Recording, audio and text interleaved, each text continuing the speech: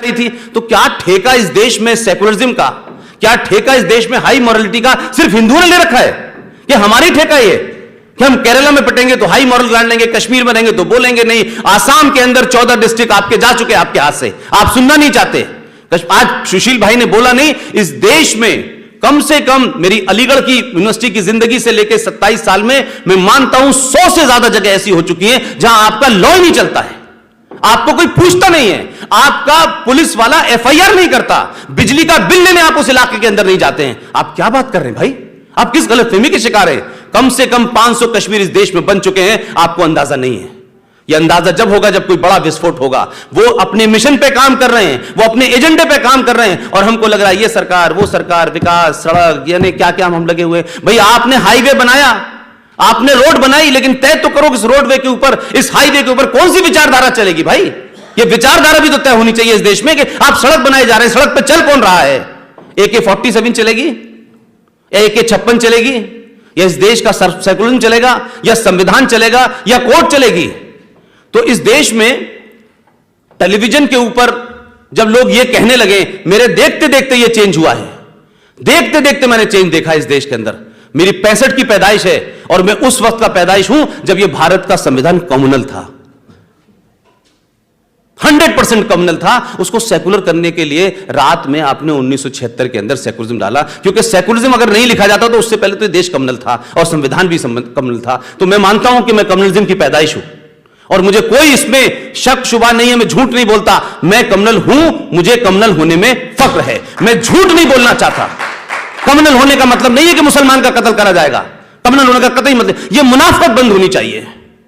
इस मुनाफकत को आपने इस देश में फरोख्त होने दिया है, इस मक्कारी को फरोख्त होने दिया है। लिहाजा जो राष्ट्रवादी मुसलमान है, जो सच में मेन लाइन में आना चाहता है, उसको वो अबू बकर से लेकर के अल बगदादी तक के लोग उसको जीने नहीं दे रहे।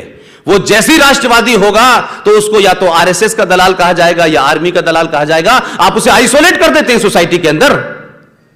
कोई पूछेगा कैप्टन रिजवी की पीड़ा क्या है कि पाकिस्तान बटाता तो बस पंजाब बटाता और बंगाल बटाता, इनकी पीड़ा भी तो पूछ लीजिए भाई। ये किस खाते में आएंगे, इनके बारे में किसी ने पूछा? इनके दर्द को किसी ने जाना? नहीं पूछा।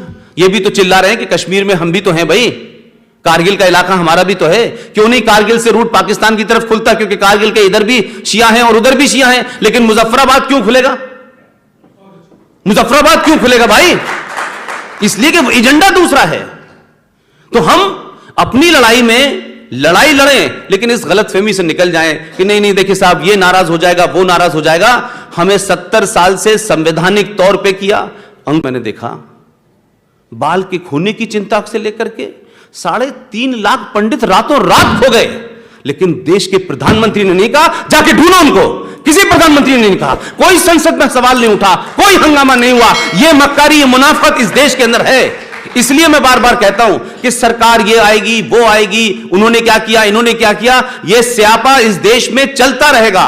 बार बार कह रहा हूं कि इस देश में आप जो भी हैं, जिस हैसियत में भी हैं, जरूरी नहीं है हर आदमी को जीडी बख्शी बनने की जरूरत हो कि आप जब तक फौज में नहीं जाएंगे आप कुछ नहीं कर सकते। आप अंकुर शर्मा तो बन सकते हैं, आप आर.एस. सिंह तो बन सकते हैं, ललित अंबरदार तो बन सकते हैं, सुशील पंडित तो बन सकते हैं। लोग जिनको यह समझ नहीं आता कि पिछले 10 साल में इस देश में क्या बदला है, मैं जानता हूं क्या बदला है।